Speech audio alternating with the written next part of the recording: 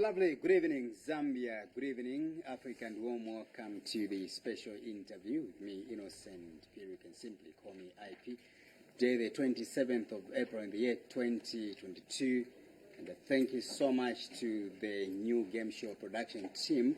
This behind the scenes is Munza Mwanza, Besi Mlenga Stella, Dr. B.I. Thank you so much for that fantastic show that, of course, has been brought to your screen in an effort to ensure that you, the Zambian people, regardless of your location, where you are, you will get to be empowered. So ensure that you follow these instructions on a daily basis, and you never know that maybe you might just walk out with that brand new vehicle which is on standby just for you.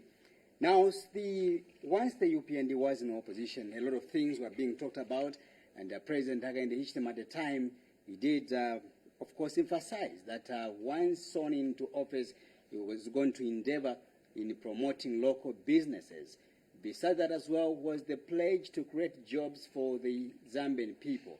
And of course, 8 months down the line, a lot of things have been talked about, more especially that the UPND government has gone towards the IMF route to beg or to plead for $1.4 billion, of course, in an effort to restructure the country's debt. But besides that, we've had a lot of commentaries coming from those in the opposition accusing the UPND as well as President Hakainde Hichilema of having failed to fulfill one of his promises by identifying the local businesses that we have in the country and to come up with the homegrown solutions which he talked about.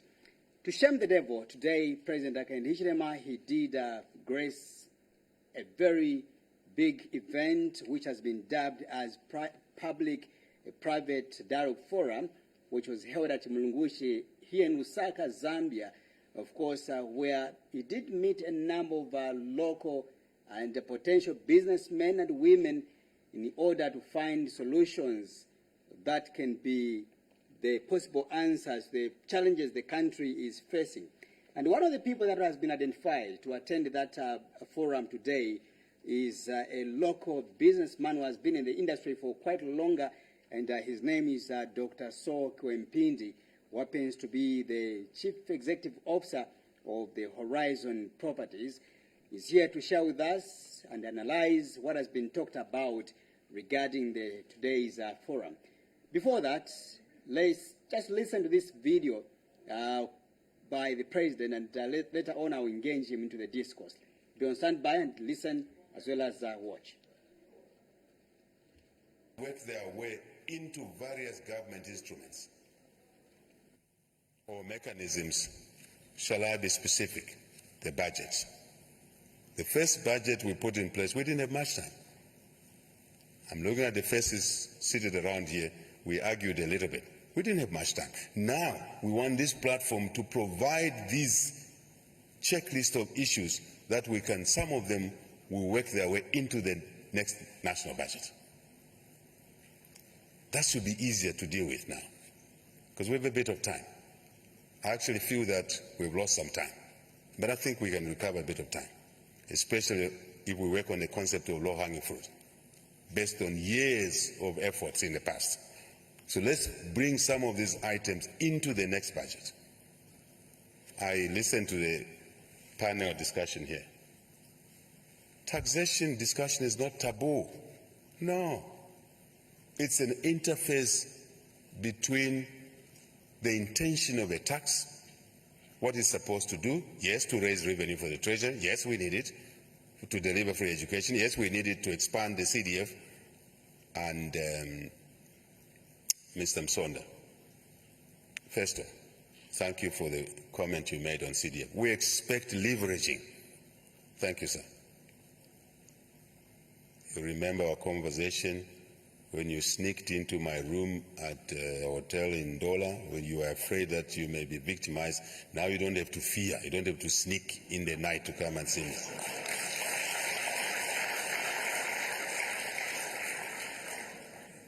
This is important as part of the environment, isn't it? Operating environment. So we want to see some of these issues now coming through.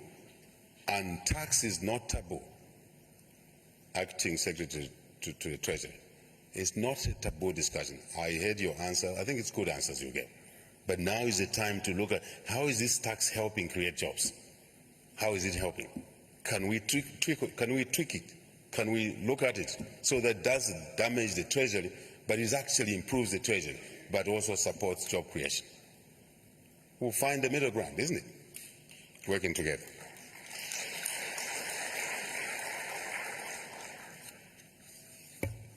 Ladies and gentlemen, the success of this forum is entirely dependent on the collective effort and commitment from all of you, including those that are not here today.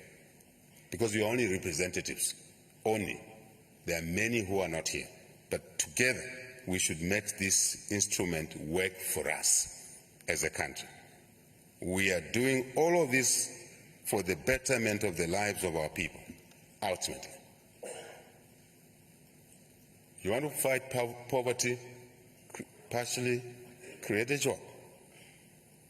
See, win off that individual from social cash transfer. Social cash transfer is important, but we want proportionately the social cash transfer beneficiary. All right, thank you so much, and welcome back. That's a discussion we have this evening, analyzing the public-private dialogue forum, which has been held today, of course, at Mlungushi Conference Center, and President Hagan Hichilema, who was the guest of honor. And one of the participants or the representatives that attended that event is with me in the studio. His name is Dr. Saul Kimpindi, like I did mention earlier on, the Chief Executive Officer of the Horizon Properties. Doc, welcome to the program. Thank you very much. Thank you. Yeah. You were among the people that attended this forum today. Let's begin from how the selection was. I know that in the past we have had a number of issues that this event, the selection was biased and stuff like that. And you were among the people that even in the previous administration, you were able to advise on how we can, enhance the potential that Zambia has, mostly the local businesses as well as the homegrown solutions. How did you find yourself on the list? Innocent, I don't know. I don't know. Though I wasn't surprised because I think when you are trying to lead the industry or the sector, it's certainly prudent that those in leadership should recognize and able to pick on individuals and companies that can add value to the economy. Right. So the criteria, I don't know. I don't know what the criteria used, but I took at the event, I saw different people. I saw different people who have been in business for some time. I don't know the criteria. Yes. And you yourself, how did you find it? How did you receive this invitation, really? Because I'm talking about transparency. I think the president has been talking much about being transparent, in his government. He does not want someone to do the job which he or she doesn't deserve. He's been emphasizing that there will be no connections whatsoever, but we need to ensure that genuine individuals are able to do what is right for the people of Zambia. And you are among the people that were identified to attend that event. Who brought the letter to you, that invitation letter? Was it through email, and how was it? Oh, the letter was delivered at one of our offices in Kabulonga by a cabinet office. Right. I'd like to say that I don't think Zambia can move forward by having bring people on board who have nothing to offer. So I think what the government, the directions they are trying to take is to be pragmatic and realistic, because many times I've seen people on different functions of national interest who have nothing to offer. I know that 100% this individual and this individual have nothing to offer with regard to the private sector. So I think it's only prudent that the government looks at the people, look at people who are able to add value. And from all you've said, are we able to draw a distinction now from where we're coming from and where we are today? Are we walking the talk as the president is talking about? Do we see the difference? What has been the differences? To me, my observation is the difference that the government is trying to look for solutions which are applicable to the Zambian economy by the Zambians and Zambian companies. I think they are looking for to understand what are the challenges. What is interesting that the head of state, Mr. Hakainde Hichilema, mind you, is not Excellency. It's not His Excellency. He doesn't want that. Mr. Hakainde Hichilema is coming from us. It's coming from the private sector. Yeah.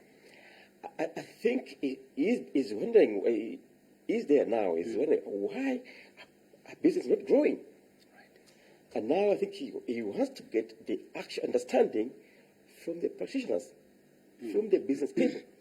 And also I'm not thinking for him, but I think he knows that if he goes the selective way without being pragmatic, he will not get the actual answers. I think he's taking the direction to actually identify the people who are working, who are on the market, who are practicing the private sector to understand what is the challenge.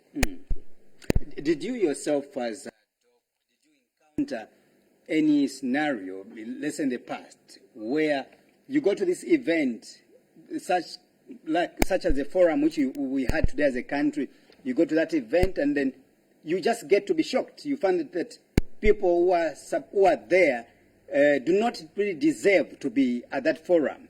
You know, I'm saying this because we've had this even coming from President Hakainde Hichilema, not only him, but even other stakeholders, that there was too much the haphazard manner in the way we are doing things in the past, where cadres could find themselves maybe even on the slot where they don't belong. I would not mention it specifically, but I think it's general knowledge and in the public domain that there were a lot of political inclination and without providing space for the private sector practitioners who have the understanding to have a say or to contribute to towards the challenges, towards solving the challenges that the economy was facing. All right. Let's get to the meeting that we had today, or the forum that was held today, and you were part and parcel. What was the main agenda from what you picked from there? Where are we heading to? Okay, the public-private dialogue. It comes out. It comes as a solution. It was identified as a solution that can link the private sector and the government to understand the way policy, public policy, can be formulated to appeal or to address the challenges that are hindering economic progress. So this is a channel where the private sector can participate in policy formulation that legitimizes the policies themselves. Right. Because in the past, and many other countries, the private sector is detached from the public sector. So they are working in isolation. The public sector is trying to sort out to implement policies which are not meaningful to the private sector. So now this coalition through the public-private dialogue actually is supposed to be the idea is supposed to be public-private policy dialogue, because it's about what policy are we implementing that appeal to the private sector in partnership with the public sector. Yes. In partnering, how can we ensure that we there is a linkage altogether. Because, look, Doc, many Zambians may be wondering that we've had such kind of meetings before, but all the same, such meetings, they only end at, drinking, water, eating snacks and stuff like that without getting the dividends or the tangible results that we desire as a country. Do we see something changing going forward now under the UPND administration and with the new ideas and new faces like you on the forum and stuff like that? Innocent, listen. When you bring the private sector to work with the public sector, now the scenario changes. Right. We will not be interested in a red tape. We would want action. Right. We would not be interested, because we are partners, we would not be interested in drinking tea, in taking tea. No. We would not be interested in allowances to waste time. And the private sector, they mean what they say. That's the difference. Right. We mean what we say. If we say this is the challenge we're having, we have this lack of access to affordable financing. That's it. And since it's public-private dialogue, which will result into policy that are appealing, that enhance the quality of the economy in terms of job creation. Okay, it's like the private sector will be checking on the public sector, and vice versa. So the scenario with this platform, with this forum, it changes. Everything changes. And also what's important, for this forum to succeed, first of all, clear objective, transparency, and to have a feedback, to self-examination, how we're performing, how we're achieving. And what will bring this effectiveness is the private sector. Because to take out the mentality of the public sector from the public people is to take some time. But the private sector do not have that time to waste. Yes.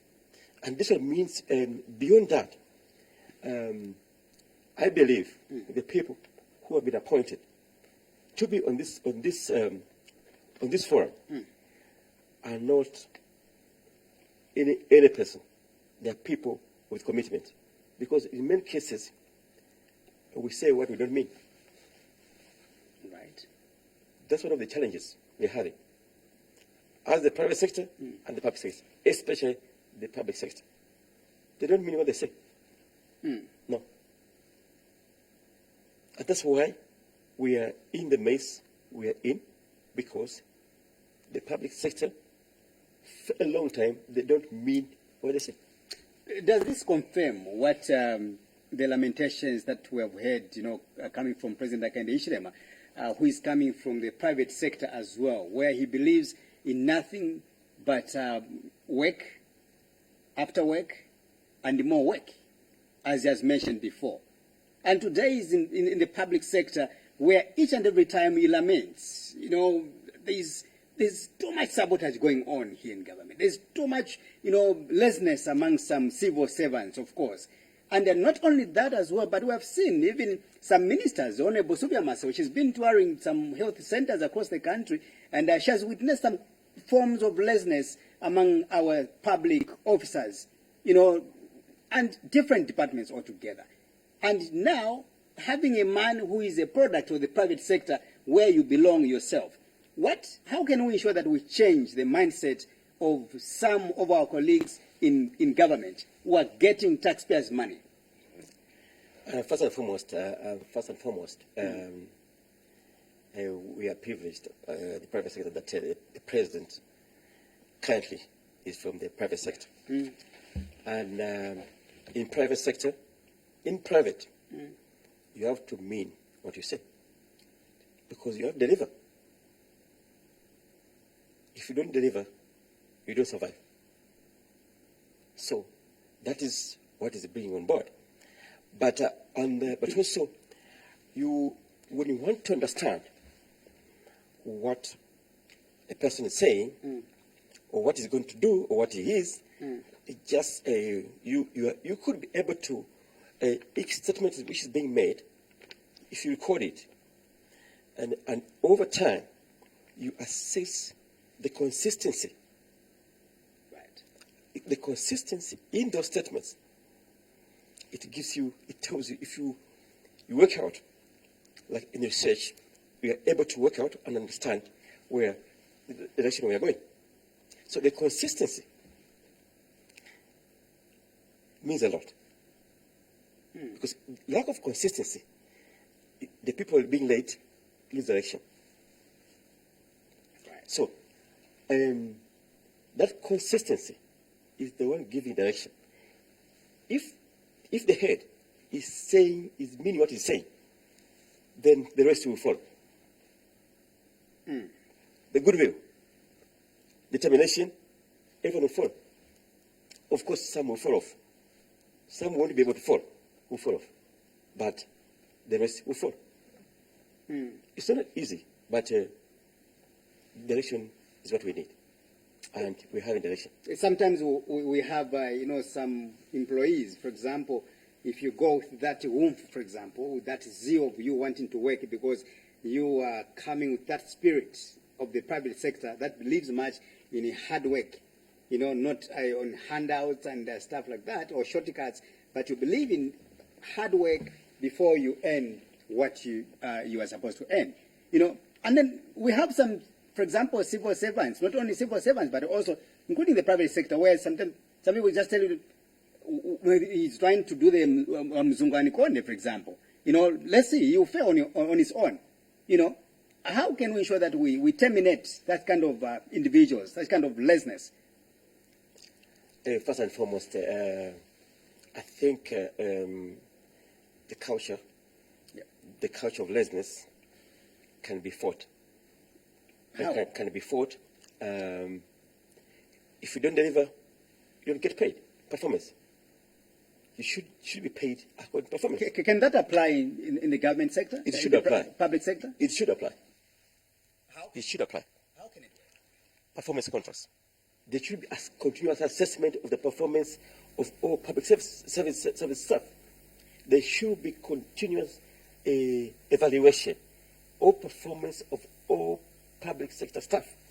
This is the only way the government can save money. You can save money by a evaluation of performance. Because if you go to work, you should be evaluated. There should be continuous evaluation of public service staff by government. If that's not done, we'll be now moving in circles. Circles. Because they will try to maintain the status quo. We will not make progress if we want to maintain the status quo. So that should be implemented. If you get paid, for what? Are you able to explain what you have done since you reported from 8 hours? Are you able to explain the achievement? What have you achieved? This is the only way we can move this country from one level to another. A single person cannot cause change. It should be a collective effort, the public and the private sector. But evaluation in the public sector is very, very cutting. Otherwise, a one-man cannot solve the problem of the country. What is your view, Doc, coming from you as a neutral player, in as far as the business environment is today, 8 months down the line under the UPND in government? What assessment have you come up with besides what has been talked about, the politics around, the rhetorics around, where some people, they are alleging that the environment is not conducive? You are a neutral player. Let me hear it from you. How is the business environment as we speak today? Okay, yes, thank you very much. You see, the assessment, you would not expect much in the short term, what you should expect is where we're going. Where we're going. The investors, there are a lot of there's been a lot of interest in coming to invest in Zambia. Right. Now, this is the investment is not short term; it's long term. Currently, you may see the results because what I can say also that what I've seen that trying to correct long-term defects abruptly, you break. But what I would think that I think they should be gradual kind of change, consistently. But if the government tries to correct at once defects of years, there can be a very negative effect to that. But I think we need to consistently and continuously correct the mistakes and bring the economy to track. The investment environment is still delicate, but there's hope. There's hope in the investment in the country because, as I said, what is the consistency of government? The statements is towards the investors are looking at. What is, because one of the factors when you're investing is the political stability. It's very key. There's not any country which can receive investment, tangible investment, when the country is not stable politically. So, and consistency in policy, economic policy is also very, very cardinal. So these are the issues which the new government is grappling with. And they are, in my view, they are trying to be consistent to give confidence to the investors. So in conclusion, there's hope. Right. Yes. And talking about correcting the wrongs, the mistakes that we've talked about, just a few days ago, the head of state held a media conference in which he did a review to us that there's been some radical decisions that have been taken under his administration in as far as cleaning the rot is concerned. And one of them is the cancellation or the blocking of certain payments which are supposed to be paid to certain suppliers, for example. Because according to him, that the system discovered that we had some suppliers who are not suppliers, but on paper they were called suppliers. In the actual sense, practically, they were not suppliers. These were just individuals that ganged up in the name of being political members or being aligned to the former administration. And they were getting huge sums of money. You know, the money that was supposed to be made, to be paid to a civil servant, for example. The money which could have gone to the transformation of the economy, as well as to our villages rather, in various parts of the country, in the name of CDF.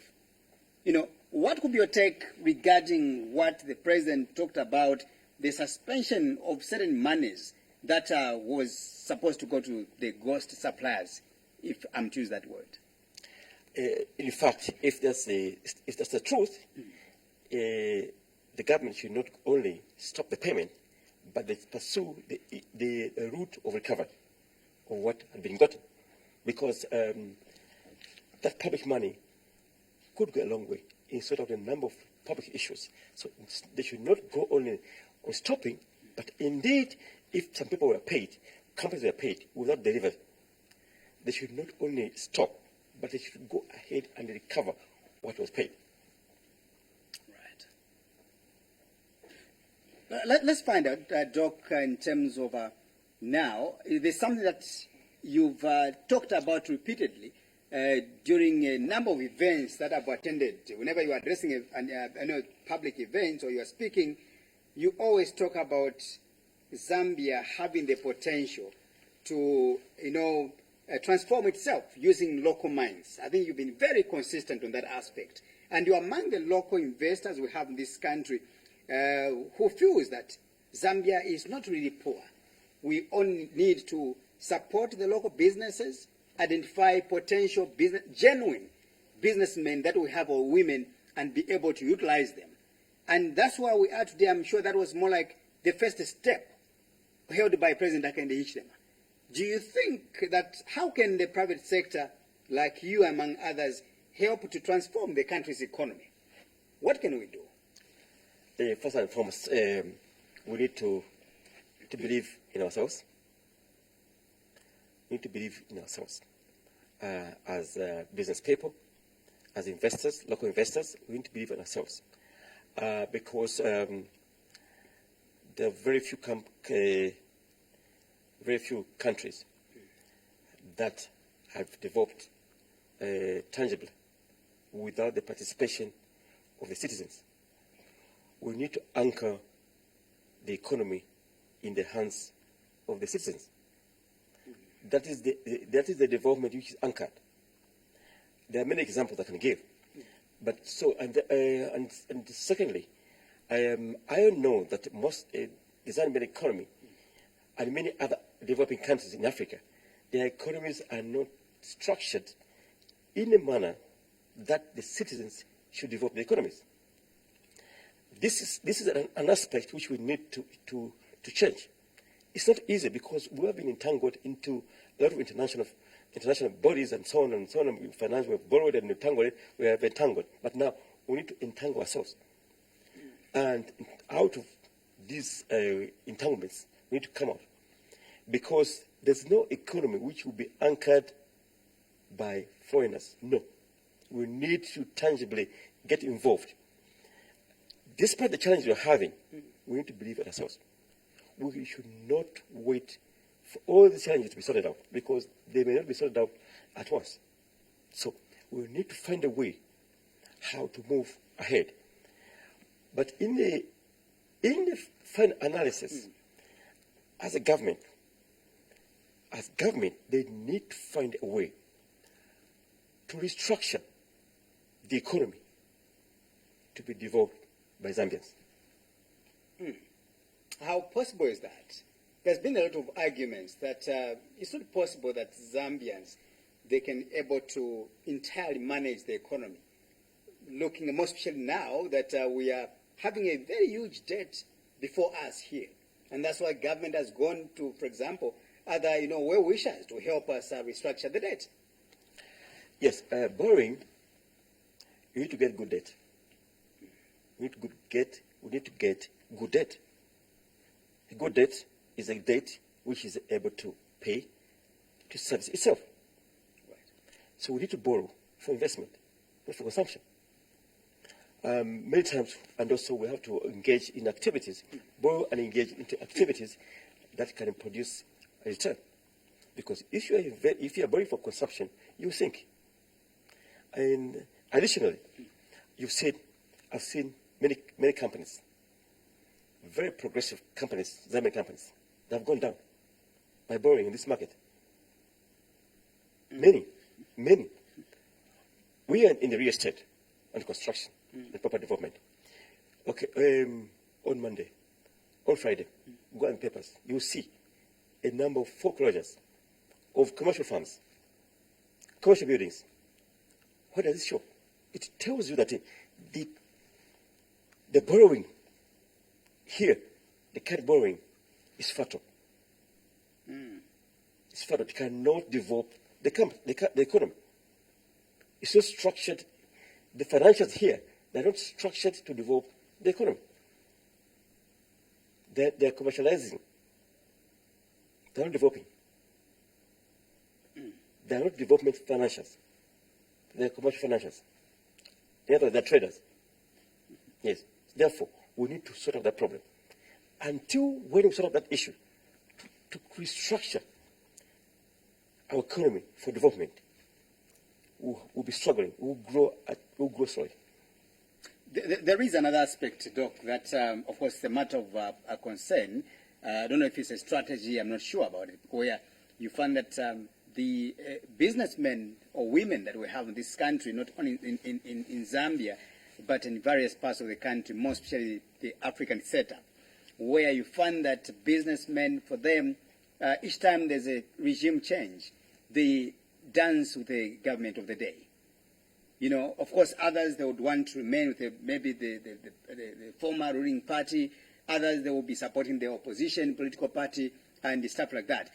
The question is, how can we ensure that you businessmen, you are not stamped upon, you are not disturbed whatsoever? Because look, you are the people that are contributing immensely to the development of this country economically, as well as in as far as jobs are concerned. And the people that you employ, you employ them on a non-political, base. You just see them as Zambians who are qualified to get the jobs, and therefore, how does the politics really come in, and how can we depoliticize the politics from getting, for example, into your sector as Horizon Properties, among others? We've seen others even funding political parties, for example, coming out, even going on a rally, on a podium, campaigning for a certain political party. We have seen that happening. First and foremost, I'm not a politician. Yeah. But what I would like from to the say, business aspect, I would like to advise that in the current legal setup, the business people should not politic, but we are not enemies of politicians. We can't be enemies of government because government is the largest employer in the country. Government is the largest employer. So you cannot be against government, but don't go political. Because if you go political, it means now you are now a political party. So when you are voting out, you go with them. You go with your political party. So the best is to be neutral and deliver quality services or products. And in that way, you remain there. A new government come, will deliver service. If you are constructing a road, you are not constructing for a political party. You are constructing for the public of Zambia. And therefore, you remain there. That's why it's very important, because you may go down, because now your business has been turned into a political party, a branch of a political party, meaning you will be looked at as a political party. So this is what we need to avoid. A business person, you cannot avoid politicians because it's government. But don't go political. Yes. Just in case you've just joined us, my guest on the program is Dr. Saul Kiwempindi, who happens to be the Chief Executive Officer of the Horizon Properties, is here to discuss a number of issues and above all, analyzing what has been discussed at the Public-Private Dialogue Forum, which was held today by President Hakainde Hichilema, and of course in the participation of a number of stakeholders. And he was among the people that were selected to be the participants of that forum. Doc, now let's get to the construction sector. This is one sector which has been accused of being incompetent, being a sector with a lot of politics around. More oftenly, we've heard again that local contractors are not capable to perform the jobs. Something that you yourself have, I think, mingled with you for a number of years now. You've argued. You've always said that it is possible that local contractors, some of them are very much genuine. And such contractors are those that have been in existence for a longer period of time, that have built a legacy. How can we ensure that we restore the legacy in the minds of the Zambian people in as far as the local contractors are concerned? I think the generalization of local contractors in terms of perception is very wrong. Very wrong. Right. There are a number of, we are in thousands. There are a number of local contractors who have delivered very, very, very quality products and projects to the government and the public sector. But the issue, we need to believe in ourselves. Even the supervising. So if you're discrediting all local contractors, it's a very mistake, because you are discrediting the whole system. Right. The whole system. You are discrediting the whole means of structure. You are discrediting the supervising authorities, NCC, National Council for Construction. You are discrediting the University of Zambia, and you are discrediting everyone. So that generalization should be avoided. On the other hand, there are a lot of foreign companies, contractors, who have delivered shoulder works, but it has not come out. Innocent, I can sponsor you. I take you around and I show you shoulder works from foreign contractors. You'll be surprised. But this is now the issue of not believing in ourselves. And you look for faults and pick on the faults. You pick on the negatives, not on the positives. It's undeniable that there are a number of local contractors who have failed. But also you look at who this one was failed. Is a contractor? Or is a cadre? Or what is having? Who has he employed? Who is doing the project? So these are the challenges of supervision. If a local contractor has delivered an acceptable project, you go with supervision. Where was supervision? Because construction projects are supervised stage by stage. So where is the supervision? Is the local contractor or the supervisors? So it's a topic we can speak on for a long time. But there are a lot of projects which have been delivered. For example, we delivered the markets, we delivered many projects, but delivered housing to Israel and so on. But there are a lot, and we found a lot of other projects delivered by local contractors. But how can we get rid of the mediocre, local contractors that some of them we have in this country? And you've mentioned that we should not only demonize or look at the local contractors to be all pathetic, but we also have some foreign contractors that have failed to perform to people's expectations. How can we ensure that we get rid of such, really? We need a system of evaluation and grading. It should be graded according to what you have delivered. You should be graded. For you to be awarded, you should be graded and see what is your grade in terms of delivery. Not grade of registration, grade of delivery. From the previous projects you have delivered, what is the quality? What did you deliver? What do you score? What did you score on this project delivered? What did you score? 50, 60, 70?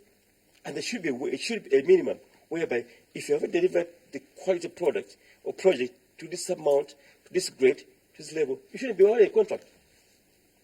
Unless you show a reason why you should be awarded. At what point do we compromise as a country, or maybe those in government? At what point do they compromise to award, for example, contracts to individuals who do not qualify or who do not deserve to have those contracts in the construction sector? What does it take for someone to become a contractor? First and foremost, construction business is one of the businesses which is very complicated because there are two aspects. It has got technical aspect and the business aspect. You are managing technocrats. So, what knowledge do you have on construction management? Or who do you have who understands construction management? So, construction, there's a business aspect. You can't be an engineer, but you don't know the art of business. You don't know the art of business. You cannot solicit for business. You cannot go and okay, you don't have the acumen to say, okay, I've seen this advert in the newspaper, let me go for it. You do want only to do the technical part, but there's business aspect and the technical. So you have to harmonize the two. When you harmonize the two, then you're a contractor. Right. Yes. So this is where we need to harmonize the two, the technical and the business aspect, to have a construction company, a contractor. Many contractors, they fail to harmonize it. Yeah. All right. Let me take you back again to, it should be, I hope this would be my last question in this regard. The mediocre performance of some local contractors as well as some foreign contractors. We have seen sometimes, look, people's concerns here is that much of these buildings or these roads that are being built, we are using taxpayers' money. And that money is coming from a poor woman, from a village, and then it is quite unfair for someone to be subsidizing or to be paying tax to government, and that money goes to individuals that don't really deserve it. You remember the scandals that we had, for example, regarding the Alikinkata flyover bridge, where at some point we saw a former PS standing on top of the building and tells the country, say, this bridge is not supposed to be here. This is mediocre. This is nothing. And later on, what do we see? A local government minister at the time, he comes to justify, say he spoke on his own capacity. And as far as we are concerned as government, everything is okay. And the PS at the time, he was meant to apologize. Not only that, we saw another confusion coming from the Council for Construction, that we have in this country as well, issuing contradictory statements. Engineering Institute of Zambia, again, they came blazing as well. How can we ensure, Doc, that we restore sanity in the construction sector, where you belong and you've got that strong heart to ensure that the sector thrives? First and foremost, before I respond to that, our culture, as a company, we believe in quality. We strive to deliver quality. It should be the culture of every Zambian contractor to deliver quality, because we have to leave a legacy. This building was constructed by Horizon Purpose Limited, and it's still standing. 30 years, 40 years, still standing. Leave that legacy. We are building for our own, we're delivering our own projects, for our own use, for our own children and grandchildren. Now, coming to sanity in the construction sector, I think is we need to harmonize the regulators. We need to harmonize. And to bring you on board, the supervision should be harmonized. Because you find that the EIZ is supervising its members on our projects. NCC is supervising the contractors and some projects. So, look, to me, they need to be harmonized, because that's not like a duplication. Now, EIZ has got its members in the public sector who are supervisors. You get the point? Yeah. So, you need to harmonize. The harmonization and come up with a supervisory framework where the supervision is concerned. Right. It can create a very big change. It can cause a change. Because if these bodies, they harmonize the supervision,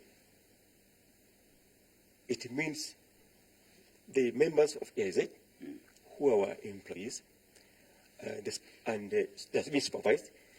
NCC, when NCC comes, they don't supervise the members of AIZ, who are engineers. When they come and look at the project, they say, okay, there's a crack here, and leave a report and they go. And they advise, do ABC. Now, AIZ will come. They are going to look at the report for NCC. So, what is that? What is that? That's not supervision. The supervision framework should be harmonized. And also the members of AIZ, who are in government, who are supervising the project. What is the connection? There's no connection. And that's what I was There's no connection. There's no connection between. There's no connection. They are working separately. So how do you supervise separately? They give me a report. NCC will give me a report. Okay, I've taken note. AIZ will come and talk about, look at the members, what they've done. So there's no harmonization. When you harmonize the supervision of these bodies, including the supervisors in government, then we'll have quite projects delivered by local Zambians. Doc, we have a president who is very much keen to ensure that jobs are created, or to ensure that possibly each and every Zambian has got a stake with regards to job creation. If it's not job creation, or if it's not being employed in government, should at least be employed in the private sector, of course, with good policies being provided by the government of President Hakainde Hichilema. Besides that as well, the president and his administration has made it clear that he's going to enhance skills empowerment, hence the establishment of the small, medium, and enterprises that will ensure that at least even small businesses that we have, they identified and supported to the fullest. The question is, how can people like you in the private sector subsidize to that core which the president is talking about, job creation? We've got about 40,000, civil servants being recruited as we speak right now. How do you come in as the private sector? First and foremost, I would like to comment on the issue of skills. In the construction industry, we have a challenge of skills. We have individuals who have got qualifications. Qualifications which are not backed by skills. What do you mean there, Doc? You have a qualification. Amplify there. You have a qualification. Yeah. But you can't perform to the expectation of the project requirements. Right. So it's a big challenge. We need skill. We need skill. Why do construction companies employ bringing skill? It's costly. We need to develop our skill. Exposure. There must be a deliberate approach by government to create skill, to employ skill on the young people, because they are the future. They are the future of construction. They are the future of job creation. They are the future of creation of jobs. We need to emphasize skill development. Skills, any developing country, if you have no skill, it's very challenging. On the other hand, the government is limited. In terms of job creation, they're limited. If the private sector expands, the job opportunities, they are limited. They are limited. The government is limited because they have so many kind of jobs in Ministry of Education and so much Ministry of Home Affairs, and that's it. But for the private sector, unlimited. So the effort should be in the private sector. Skill development, financing options, affordable financing options, and then we move in that direction. Who should offer these skills that we are talking about, Doc? Is it the government? Because like you've mentioned, that we've got people that will come with their degrees, their diplomas, and the stuff like that, that they do qualify for that job that you give them. But when it comes to performance or the practical aspect, it's pathetic. Who should change the narrative? Who should offer the practical aspect? First and foremost, employers, we are contributing skills development fund. So it's now the government interrogate how this skills fund, which we contribute, which we pay on behalf of each and every employee, how is it helpful has it been? It should be interrogated. The amount of pay we pay for each employee every month, how has it been used to enhance skills in the country? The government should come to understand this skill development is for skills. Are we developing a skill or not?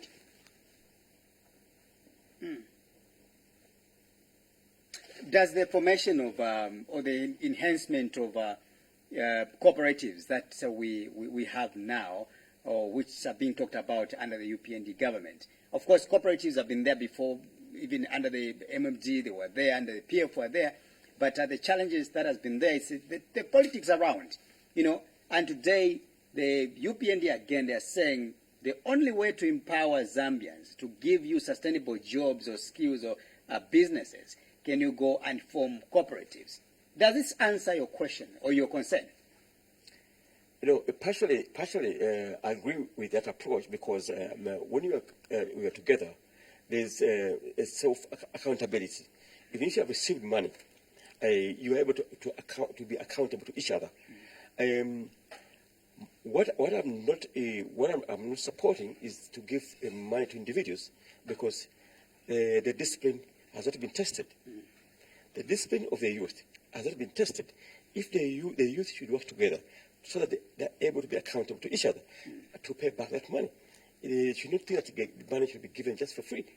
Money should be accounted for.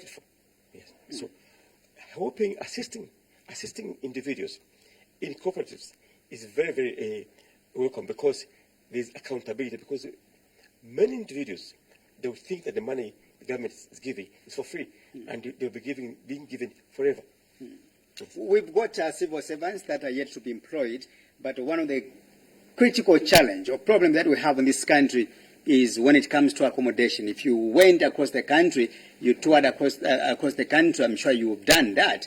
You've seen how pathetic the houses that our men and women, are living in. When I say men and women, I don't just mean the security wings, but also be it teachers, be it nurses and doctors and stuff like that. How is, for example, Horizon Properties contributing or subsidizing to the deficit of houses among the civil servants, or in general? Actually, I would like to mention that we are privy to the deficit, and we understand very deeply the challenge of housing in this country. Its government cannot solve this problem. It's the private sector who is supposed to solve that problem, because the government doesn't have the capacity. There's no capacity. Government cannot house everyone. It's the private sector, like we are doing as Horizon, to find solutions to offer housing to the civil servants. What are you doing, Doc? Yeah. Apparently, we have rolled out a project for civil servants to acquire housing. First of all, we start from the land, and to empower civil servants to acquire housing on affordable terms. We're trying to bring other Zambian companies to see if they can do the financing. So the structure has been set. We have approached the government. They're very accommodating. We have approached the civil service unions, and they're on board. So we are moving forward to sort out this sticking problem, and we encourage other developers to come on board. This is our problem, and we are handling it head on. Yes. And how has been the response from both the general public as well as the government side? Very willing and very enthusiastic, and actually they have been looking forward to the products that we're trying to put on the market, because this is kind of encouraging civil servants to own houses before they retire. The focus, especially the young people, it's time now to start thinking about housing. You've just mentioned something very critical, though time is gone, but you've mentioned something very profound for me when you say people they should own a house before they retire, or before they get old. We have seen a number of people even such that when they retire, they become homeless. They have no houses, not even a farm. They become destitute, in short. Yes. We through the unions, we are sensitizing the unions and their members to be able to appeal to their members that it's time to have a house before we retire, so that we can enjoy retirement. And this is what we are doing. Doc, thank you so much for coming. We hope to engage you very soon. Thank you very much. Thank you, viewers. Thank you. All right, I've been speaking to Dr. Soki Mpinde, the Chief Executive Officer of the Horizon Properties. Now, he was among the main representatives or participants at today's public-private dialogue forum, which was held at Mlungushi Conference Center, held by, of course, graced by President Hakainde Hichilema in an effort to enhance local businesses and also to find capacity as well as to answer to the problems the country is facing today as well as going forward. Thank you so much for watching. You can follow this broadcast on our social media page, Ask Muvi, and our YouTube. And of course, tomorrow there will be a repeat of this in case you've missed the program or you've just joined us as we're about to conclude. Thank you so much. May God bless Zambia. May God bless Mother Africa. Good night.